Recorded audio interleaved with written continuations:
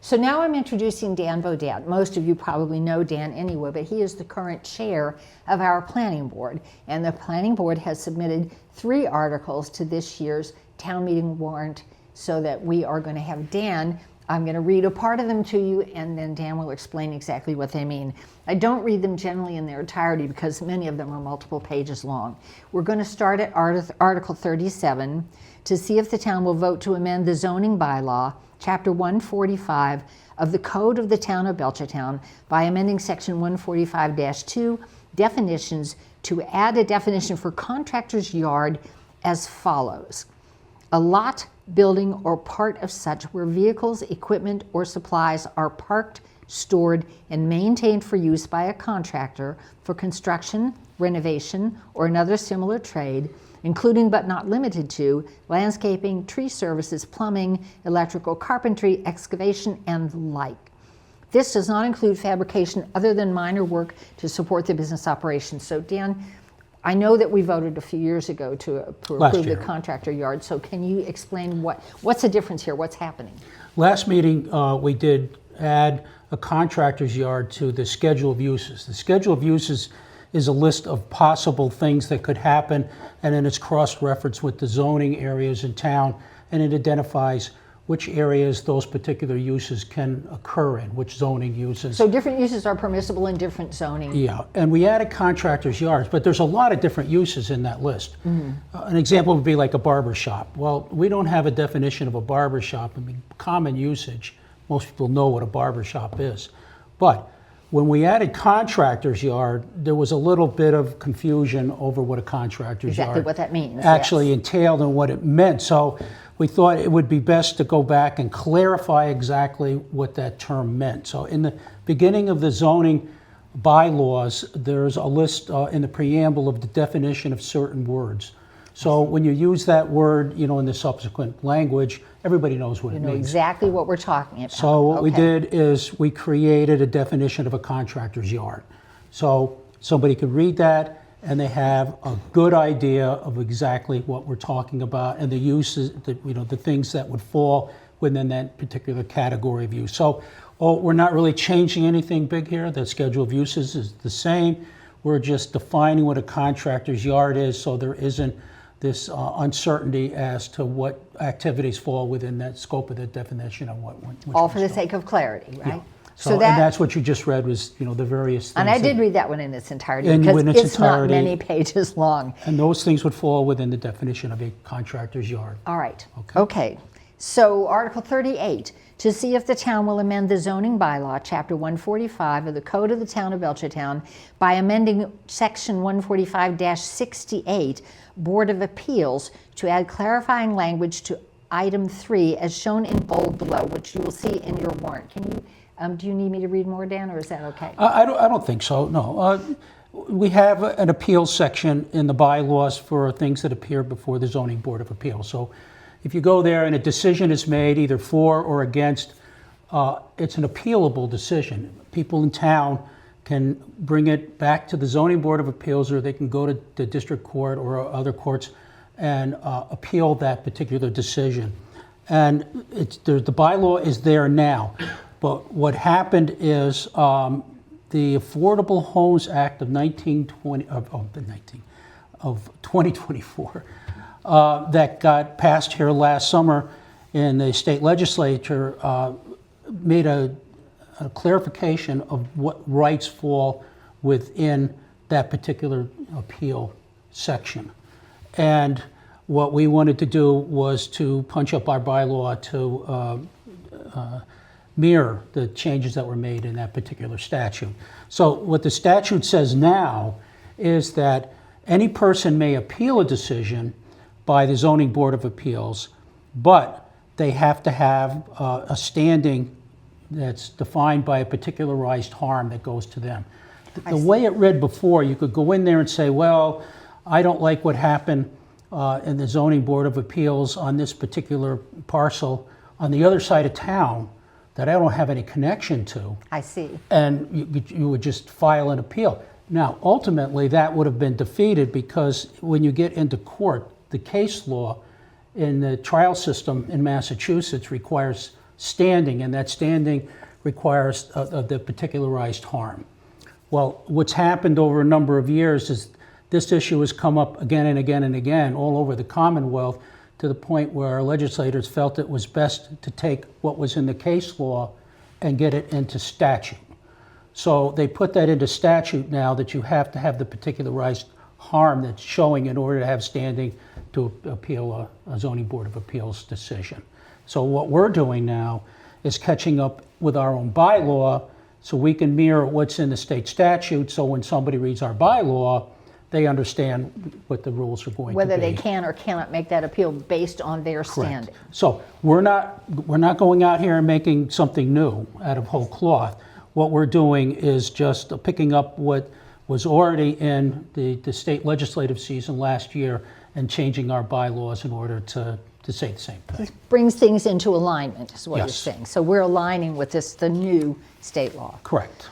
All right, finally, Article 39, to see if the town will amend the zoning bylaw, Chapter 145 of the Code of the Town of Belchertown, relative to accessory dwelling units in the following prescribed manner. Now, this is a really long article, and it goes on for a couple of pages, but I know that we have Not voted too long. to... Usually when we do stuff, it goes on and on and on. I know you for guys 89 could go for pages. years, but this is long was a enough that I relatively think by short the one. time I get finished reading, everyone will have lost track Yeah. of where we started.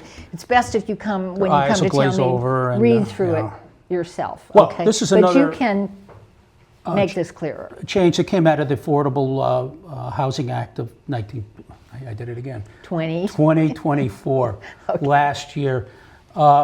That act, which had a lot of moving parts to it, was mainly designed to create more housing, particularly affordable housing. Affordable housing. And there was a lot of things that they touched in order to try to make state law more welcoming to housing development.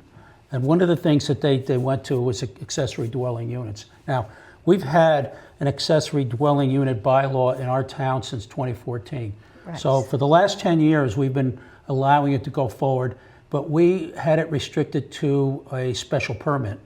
So you had to come through, a more exacting review procedure, and there were a lot of loops to jump through. And the reason why we had a number of requirements to it was to try to protect the character of single-family housing zoned areas.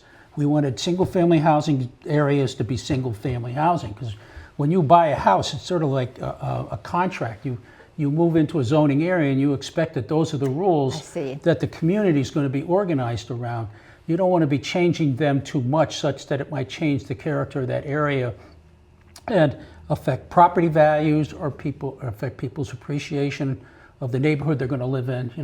Small steps, is the way we approached it. And there are other towns in the state that also put in affordable units, but not all of them. And there was a lot of it got down to, the things that they call like snob zoning. They don't want to allow certain types of development to happen in their town. And so there was a patchwork quilt of the way this particular issue was being approached across the state. And so what our state legislators did is we're going to have a uniform application of how this is going to be done. And so they passed up that part of the law, which changed pretty fundamentally the way exacsory dwelling units are going to be looked at in town. Whereas before we had it by special permit, so there was some exacting standard of the way we were looking at whether it was going to be done. It's going to be done by right now. So I see. Anybody has a right to put an accessory dwelling unit anywhere they want. And it's not going to, there's no special permit requirement. We can't even require a site plan review for it. It's by right. The only thing that the town is going to be allowed to do is to review to make sure that the parts of state statute are being properly followed. And we're going to be allowed to apply any particular set-offs that are around the property, where how close it can get to your neighboring borders and such as that. But the rest of it pretty much got opened up. like, one of the things that was significant for us is if it was going to be a house and you're going to put an accessory apartment on it, we required that the owner had to occupy one of those units. So they either had to be in the house or One they had or to be the in other, the apartment. though, now. And that was because we didn't want to have this whole nuisance house issue get out in front of us. That's gone. The owner occupancy is out the door, all right? So somebody could literally build the apartment, rent the apartment out, then rent the house out, and then just be a landlord. I see. So it's no longer required that you occupy some part of the property. Out the door. Well, I don't want to complicate matters here, Dan, but the question that comes immediately to mind for me is, what about houses on septic systems? Is there any restriction around if you're going to put 2 people in your accessory dwelling unit and you Still have to meet 5 in the the sanitary code. Okay. Right, so you're still working with the Board of Health I to make see. sure that you have adequate, utilities on the property. Okay. All right. That was so- the first thing that came to mind. That's not changed. So whatever you're going to do, obviously, you have to have it safe and sanitary for everybody that is going to live there. But there's no familiar requirement, so it doesn't have to be family. Again, the owner doesn't have to be there anymore. Interesting. So that's a big change. That's a big change. From the way we were looking at things anyway, because we wanted to make sure there was some control over that rental unit such that it didn't, again, change the character of that neighborhood or cause other problems. One of the other things that it did is it specifically prohibited short-term rentals. So there was a lot of concerns like statewide Airbnb, do you about mean? Airbnbs. Yeah. Yeah, they didn't want people turning it into short-term rental units. I see. So it has to be a permanent, full-time residence. It's like a year-round You sort can't of rent them thing? out. Okay. Right. So that was specifically put in the statute. So that's what we're bound to also here. And it still restricted it to 1 unit per site, and it gave some size limitations. Generally, it's 900 square feet. And we had gone to 900 square feet last meeting also. Right. We had already anticipated this need for a little bit more room. But the state has done that also, and I guess we're going to see where it goes.